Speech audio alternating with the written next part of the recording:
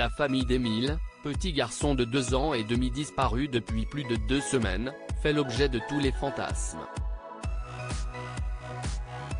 Mais un proche donne son avis tranché et rare sur le clan. Depuis le 8 juillet dernier, jour de sa disparition, Émile, 2 ans et demi, reste introuvable. Le mystère est entier et toutes les pistes sont à explorer.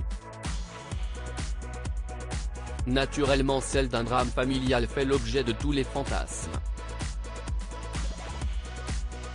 La famille du petit garçon, disparu dans le hameau du Haut-Vernay, dans les Alpes de Haute-Provence, n'a pas parlé à la presse depuis la tragique disparition.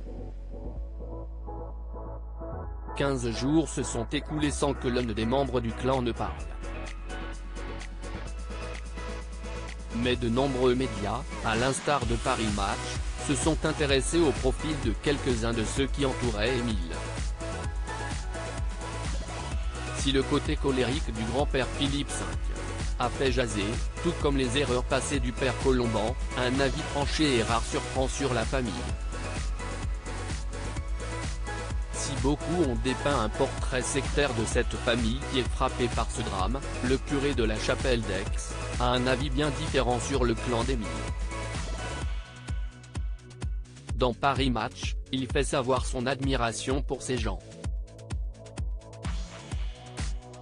Il décrit une famille aimante, pleine d'humour et d'esprit, extrêmement soudée mais pas sectaire. L'homme d'église évoque des gens très accueillants. Dans leur foi aussi, il l'impressionne. Ils n'ont quasiment pas besoin de prêtres, ils sont capables de célébrer tous les temps forts de la journée, Angélus, Bénédicité, Compli, Vêpres, Litanie, insiste le curé de la chapelle d'Aix.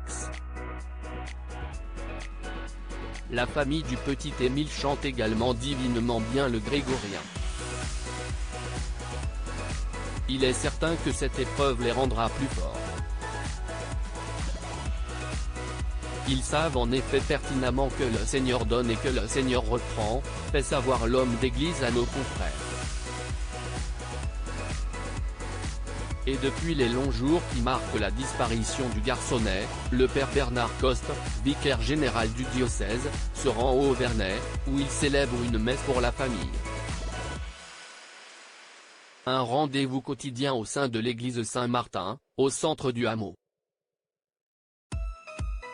Le père Coste, 75 ans, a perdu un garçon, et est veuf. Il fait part d'un soutien essentiel auprès des proches d'Émile, qui vivent des instants des plus douloureux.